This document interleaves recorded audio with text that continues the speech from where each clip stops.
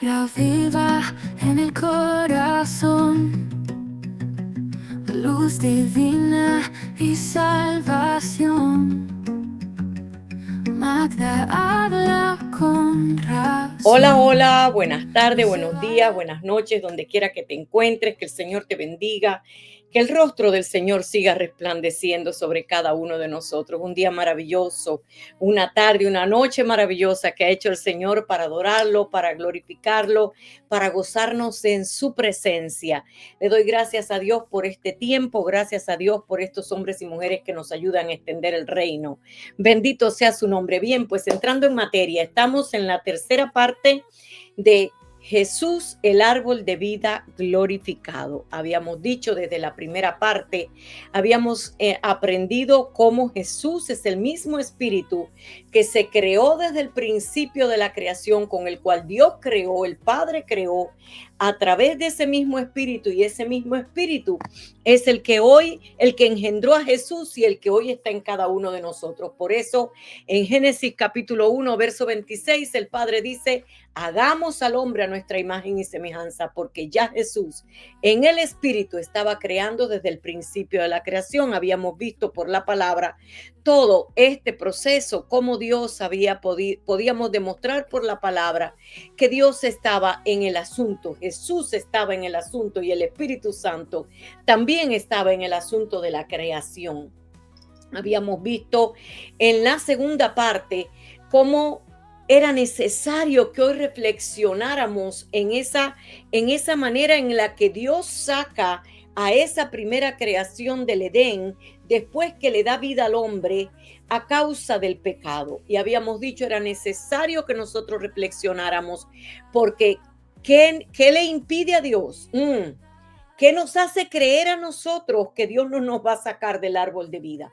Que Dios no nos va a quitar la salvación. Habíamos estado demostrando por la palabra que la salvación sí se puede perder en cualquier momento por falta de santidad. Decíamos que en aquella primera parte de ese primer plan de salvación que Dios tenía para el mundo, ese primer plan de su creación, hizo que lo había hecho con sus propias manos. Sin embargo, puso leyes, estableció límites para que el hombre, y esto hace que el hombre peque a causa de esos límites que Dios había puesto.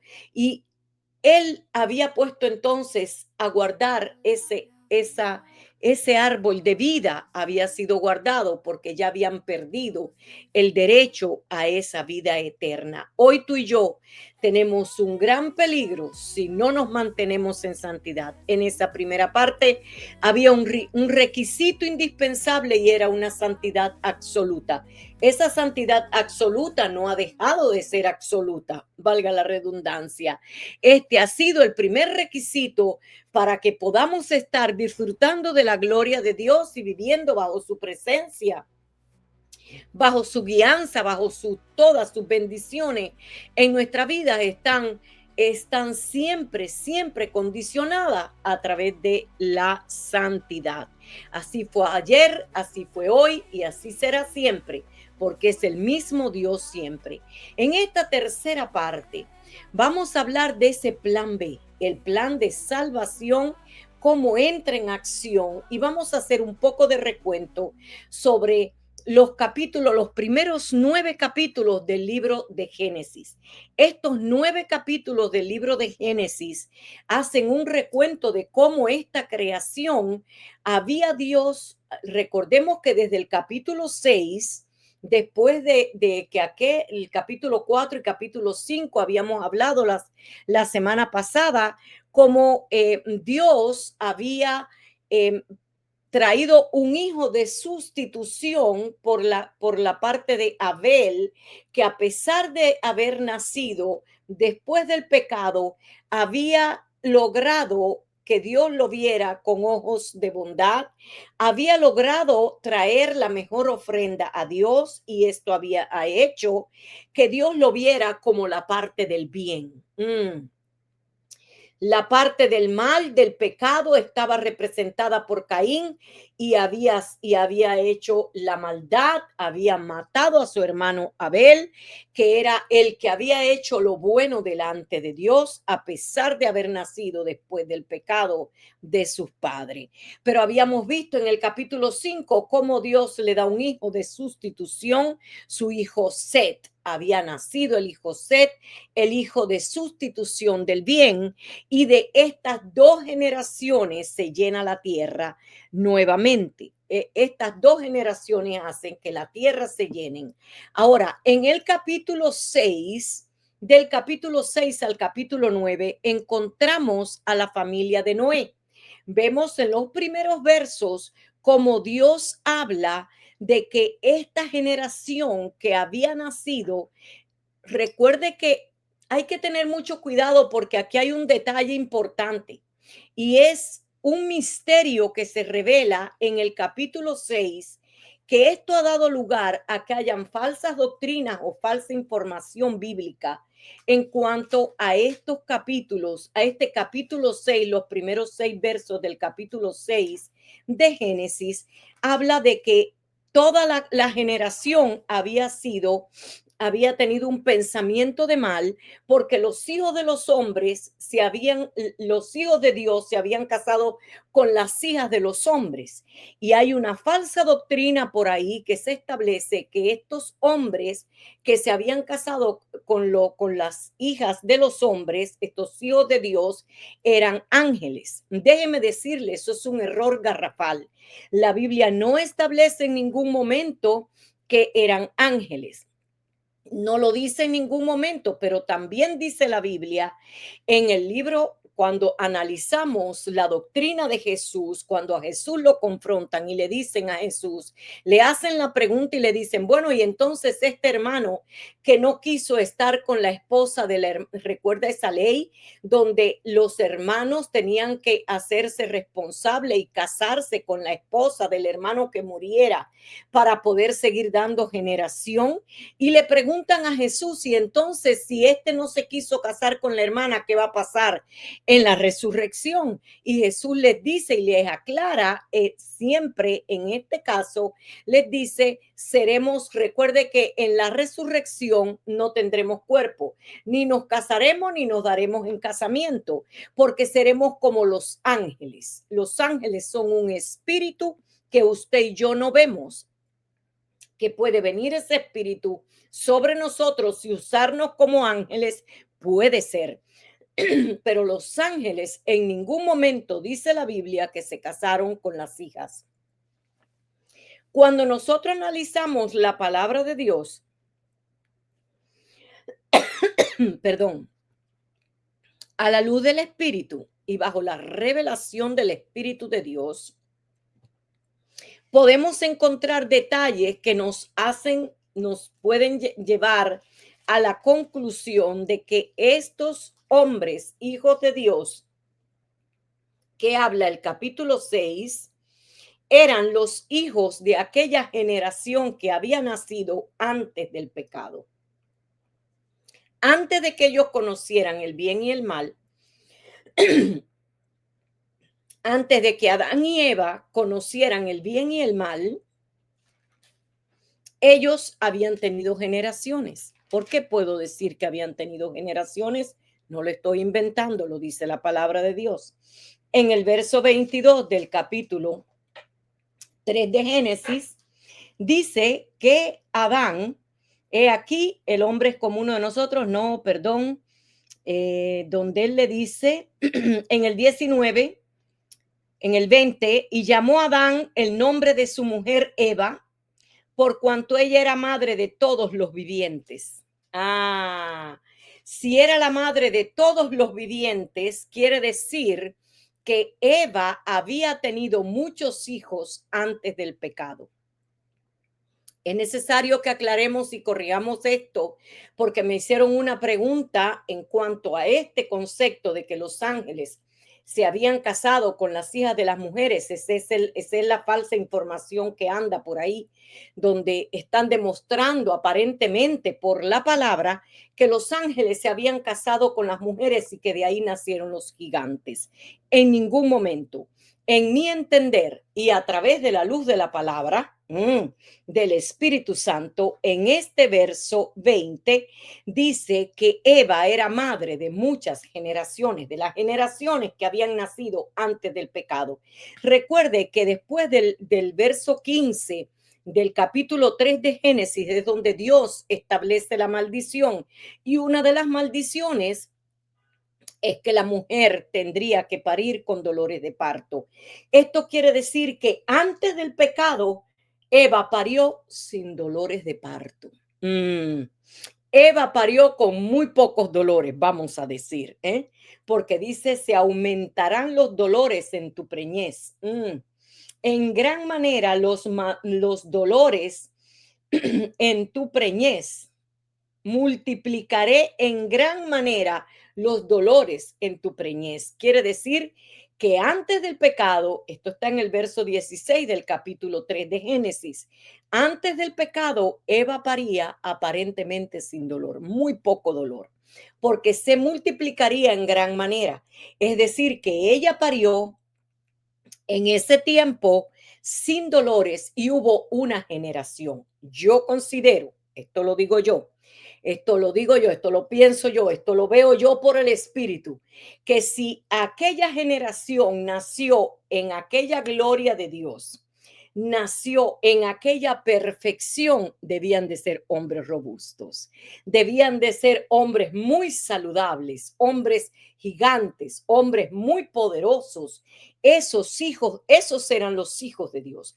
Ahora, ¿quiénes son los hijos de las mujeres? Los hijos de las mujeres que Caín engendró, y empezó a casarse Caín, y dice que se casaron las hijas de los hombres. Pues esta generación que había nacido de la generación de Caín, que eran era la generación del mal, entonces habían nacido una generación perversa, una generación que es la que se casa con los hijos de Dios, y empiezan a engendrar estos hombres robustos que habla en el capítulo 6 de Génesis, del 1 al 6 al 8. Ahí encontramos esta palabra donde Dios dice que no contenderá para siempre con el hombre, porque todos los designios del hombre, todos los pensamientos del hombre eran de mal.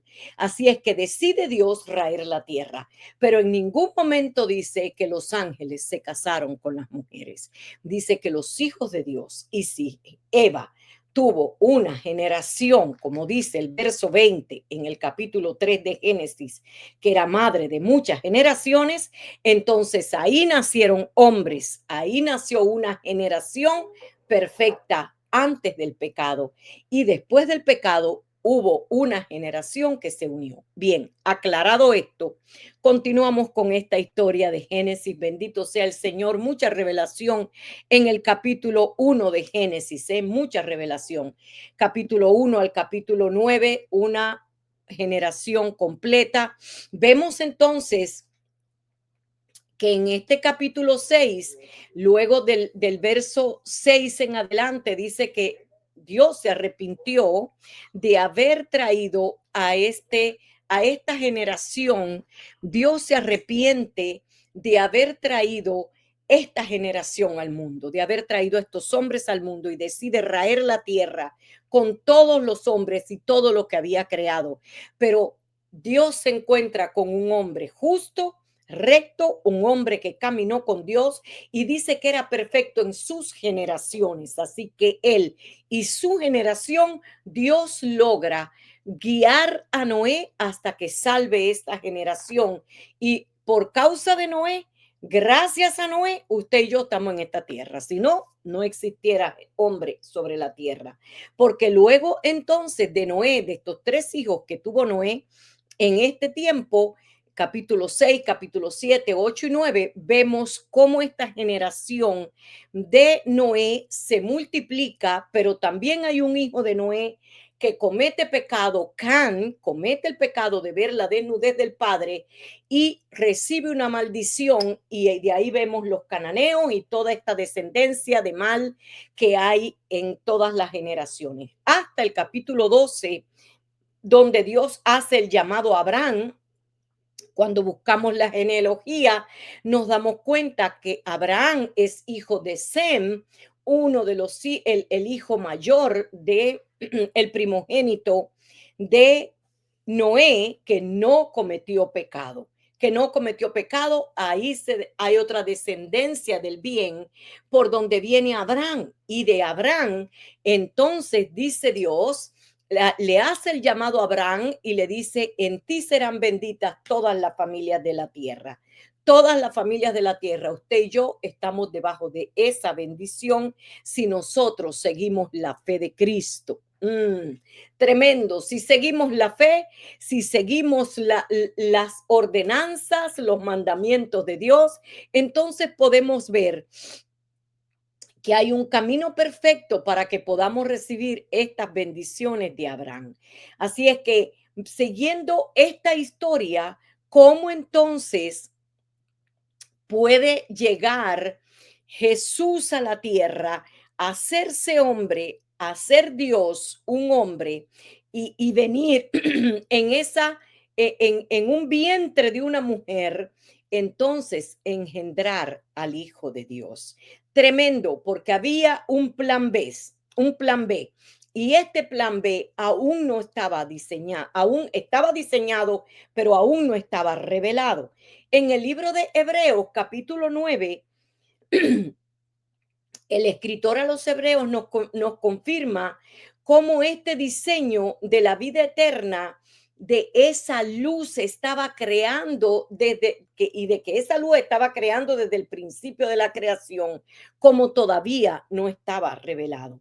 Y lo vemos en el capítulo 9, en el verso 1, 2. Vamos a leer algunos versos para entenderlo. Dice el capítulo 9 de Hebreos 1 y 2. Ahora bien, aún el primer pacto tenía ordenanzas de culto y su santuario terrenal.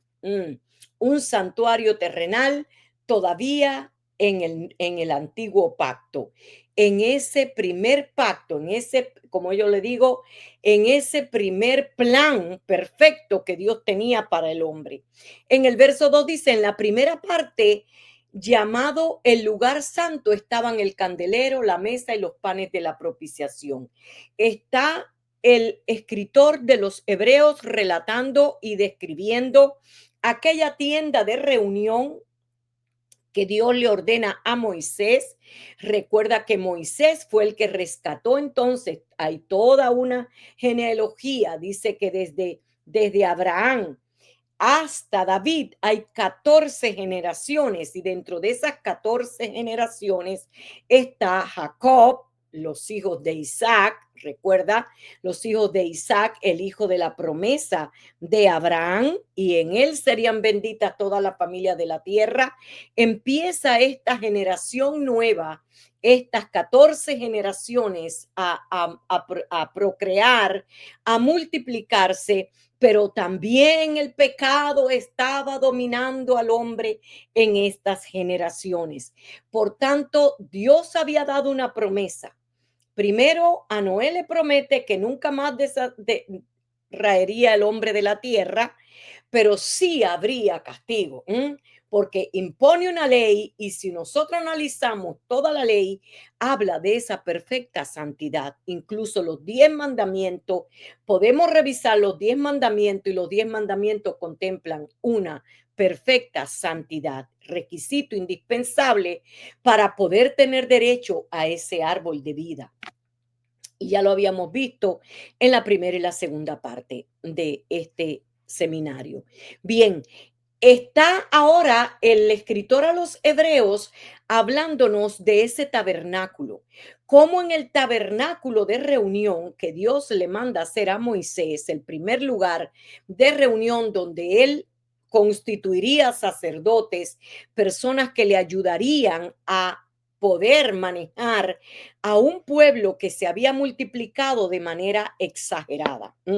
Recuerda que los egipcios le tenían miedo a los hebreos porque eran muchos y muy fuertes. Eran muy fuertes por mucho que el faraón trataba de frenarlos y ponerle más castigo y más trabajo para debilitarlos, más se multiplicaba el pueblo hebreo. Así es que Dios estaba en ellos trabajando de una manera perfecta. Logra sacarlos y en este andar de 40 años por el desierto, manda Dios a Moisés a construir este tabernáculo. Y en este tabernáculo ya ahí podemos ver todos los elementos apuntaban a Jesucristo. Todos los elementos. Dice que en la primera parte, llamado el lugar santo, estaban el candelero, yo soy la luz del mundo. ¿Recuerda eso? Jesús hablando, la mesa y los panes de propiciación. Jesús dijo, yo soy el pan de vida. Tremendo. Así es que, y así dispuestas estas cosas en el verso 6, en la primera parte del tabernáculo, entran los sacerdotes continuamente para cumplir los oficios del culto, pero la segunda parte, solo el sumo sacerdote una vez al año, no sin sangre.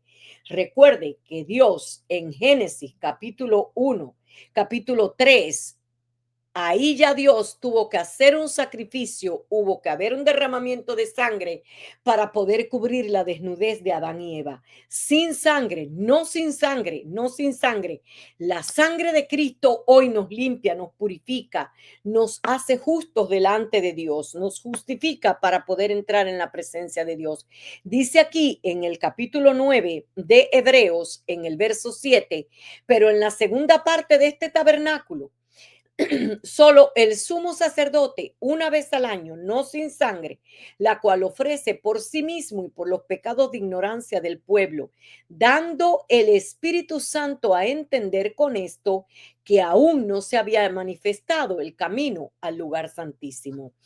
Aún no se había manifestado, aún Dios no había revelado el plan de salvación que había para el mundo, el plan de salvación que venía a través de ese plan perfecto, de ese Jesús que nacería, de ese hombre que sería 100% hombre, 100% Dios, nacería de una mujer.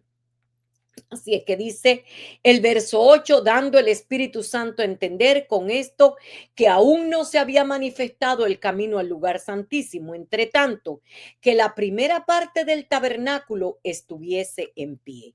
Aún no se había manifestado el camino a su presencia, a su eternidad. Aún el plan B, el plan de perdón de pecados.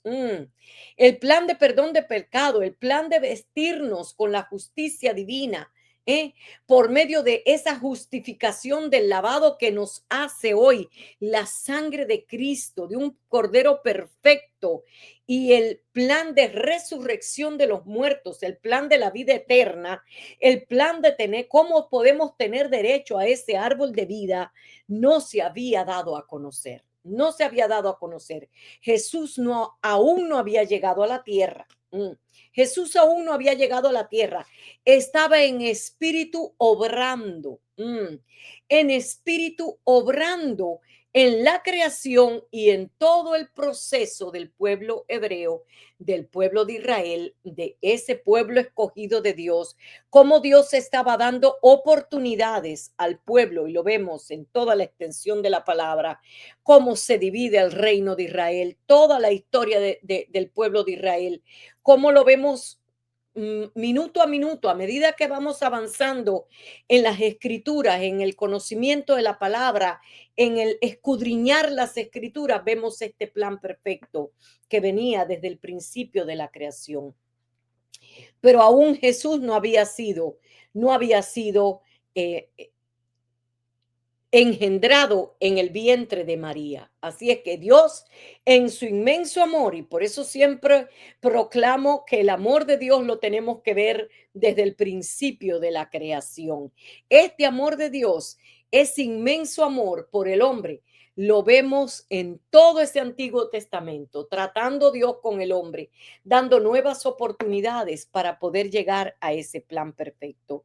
Dice que cuando llegue el tiempo de Dios en su incomparable misericordia, a su tiempo le da vida a ese plan de salvación. Ahora el árbol de vida se manifestará a su tiempo. Mira lo que dice Gálatas capítulo 4, versos 4 y 7. Dice, pero cuando vino el cumplimiento del tiempo, Dios envió a su Hijo, nacido de mujer y nacido bajo la ley, para que redimiese a los que estaban bajo la ley. Redimir, comprar, trasladar y poner en un mejor lugar. Esa es la palabra redimir. Redimir, la palabra en hebreo que quiere decir, en griego que quiere es la palabra exagarazo, que es comprarnos, ponernos en un mejor lugar. Dice que nos redimió a los que estaban bajo la ley, a fin de que recibiésemos la adopción de hijos. Y por cuanto son hijos, Dios envió a sus corazones al espíritu de su Hijo, por el cual claman hoy, Abba Padre. Así que ya no eres esclavo, sino hijo, y si hijo, también heredero. Hoy somos herederos de Dios por medio de Cristo. Bendito sea el Señor. Bendito sea el Señor. ¿Sabe? Un día le pregunté al Señor, eh, escudriñando las escrituras y llegando a esta palabra, Señor, ¿y por qué demoraste tanto tiempo en revelar ese plan si ya lo tenías bajo la manga? ¿Por qué no pudiste revelar ese plan antes? ¿Sabe? La respuesta del Padre fue muy clara y sencilla. La respuesta me impactó mucho porque me dijo, porque por mucho tiempo busqué a una mujer de un linaje descontaminado, de un corazón descontaminado, sin manchas ni pecados, y no lo encontré hasta que encontré a María. Bendito sea Dios por María, que hoy sabemos que fue esa fuente, ese vehículo que usó Dios para traer a su hijo al mundo, para él revelarse al hombre a través de su hijo. Bendito sea el Señor. Este es el plan perfecto.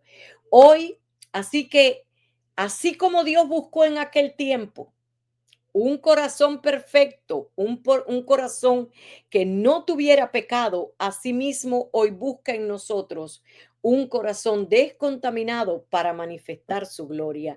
Por eso hoy requiere santidad, por eso hoy requiere fe, por eso hoy requiere que tú y yo nos enfoquemos en el autor y consumador de la fe, en Jesús, para que por medio de él podamos llegar a esa vida eterna. Tú y yo somos responsables para mantener y tener derecho a ese árbol de vida que es Jesús. En el libro, Dios busca esa vasija hoy mismo para depositarte, para depositar esa gloria en tu vida. Y en el libro de Lucas vemos ese plan perfecto. En el capítulo 1 y en el capítulo 2 de Lucas es donde más se manifiesta y donde más vemos ese proceder de Dios a través de la llegada de Jesús. ¿Cómo fue la llegada de Jesús? ¿Cómo fue que engendró a Jesús? ¿Cómo viene ese plan perfecto en el capítulo 1 de Lucas? Y vamos a terminar con esta lectura para que podamos entender cómo llegó este plan perfecto de Dios, cómo podemos decir que es 100% hombre y 100% Dios, Jesús, el Hijo de Dios. ¿Cómo podemos afirmar que Él es el que nos da el derecho a la vida eterna, y que no solamente para una vida eterna fue engendrado en el vientre de María y sacado a luz ese poder sobrenatural que hoy puede estar en nosotros, sino para revelarnos que a través de Él hay vida eterna? Hay poder de sanidad que opera en nuestras vidas, pero también hay poder y autoridad en el mundo espiritual a través de ese plan perfecto que es Jesús. Bendito sea el Señor. Necesitamos en este tiempo tomar el tiempo correcto para poder buscar y hacer que Jesús opere en nuestras vidas. Bendito sea el Señor. En el capítulo 2 de Génesis, perdón, 2 de Lucas, dice el nacimiento de Jesús. En el capítulo 1 de Lucas encontramos el nacimiento de Jesús el Bautista, de Juan el Bautista, perdón, de Juan el Bautista. Y vemos que Juan el Bautista venía a abrir el camino, a preparar el camino para Jesús. Recuerde que en Mateo capítulo 3, en el verso 8, le dice, hagan frutos dignos de arrepentimiento. Cuando él andaba bautizando en el desierto, bautizaba para que todos vinieran al arrepentimiento y poder tener derecho a ese árbol de vida. Decía que el árbol de vida estaba por manifestarse, el reino de Dios está llegando, necesitan arrepentirse. A eso vino primeramente Juan el Bautista nace. Dice que Elizabeth, la madre de Juan el Bautista, queda embarazada 6 meses antes que María. Lo vamos a ver en esta lectura rapidito para que terminemos aquí. Así es que ya Juan el Bautista nace, hay una profecía de por medio que él abriría el camino para el Salvador del mundo. Dice, aconteció en aquel tiempo, capítulo 2 de Lucas, en aquellos días que se promulgó un edicto de parte de Augusto César que todo el mundo fuese empadronado. Este primer censo se hizo siendo Cirenio gobernador de Siria, e iba tras, e, iba, e iban todos para ser empadronados, cada uno a su ciudad, y José subió de Galilea, de la ciudad de Nazaret a Judea, a la ciudad de David, que se llamaba Belén, por cuanto era la casa y familia de David, para ser empadronado con María, su mujer, desposada con él, la cual estaba encinta. Y aconteció que estando ellos allí, se cumplieron los días del alumbramiento, y dio a luz a su hijo primogénito, y lo envolvió en pañales y lo acostó en su pesebre, porque no había lugar para ellos en el mesón. Bien, ahí estamos viendo cómo nace Jesús, dónde nace Jesús. Pero en el capítulo 1, cuando él le pregunta, ¿y cómo será esto? Yo no sé, el ángel llega y habla con María. María, el ángel llega y habla con María y le anuncia en el capítulo 1. Dice, hubo en los días de Herodes, rey de Judea, un sacerdote llamado Zacarías de la clase de Abías. Su mujer era de las hijas de Aarón y se llamaba Elizabeth. Ambos eran juntos. Había una amistad entre la familia de Elizabeth y la familia de María. Eran personas muy justas en aquel tiempo. ¿Sabe? Cuando yo hice todo este estudio para saber por qué María, encontré que María viene de la descendencia de Esdras, y Esdras también era un sacerdote de renombre, así como Zacarías era un sacerdote de renombre en aquel tiempo. Así es que Dios hace que todas las cosas sean tan perfectas que va uniendo a las familias para que llegue el tiempo perfecto. Ahora Jesús nace y vemos este nacimiento perfecto de Jesús, como Dios había hecho que naciera en esta familia de un linaje descontaminado, con un profeta que iría delante de él preparando el camino para anunciar la salvación de los hombres en aquel tiempo. Así es que vamos a dejarlo aquí. En el próximo capítulo estaremos especificando cómo llegó Jesús, dónde llegó Jesús y qué pasa a la llegada de Jesús. ¿Por qué podemos decir que es 100% hombre y 100% Dios? Lo vamos a ver a través de la Escritura. Pues espero que el próximo capítulo podamos profundizar un poco más sobre este árbol de vida manifestado, que estamos todos, como decía en el capítulo anterior, todos pendientes de un hilo, porque si fallamos, perdemos la salvación. Que Dios les bendiga, que Dios les guarde. Hasta la próxima. En el corazón, luz divina y salvación. Magda habla con razón, no se va la redención.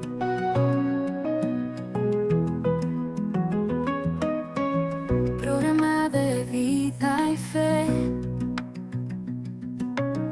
nos enseña cómo creer. Jesucristo es el Rey, con amor nos hace ver. Exaltemos su nombre hoy.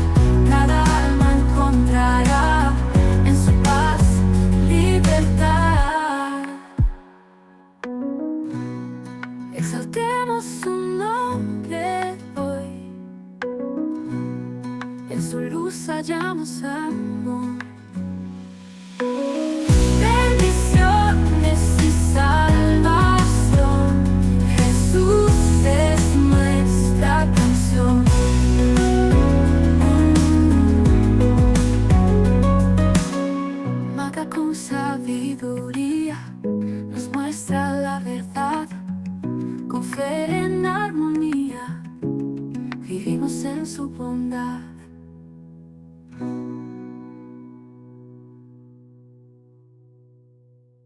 Palabra viva en el corazón, luz divina, bendiciones y sal.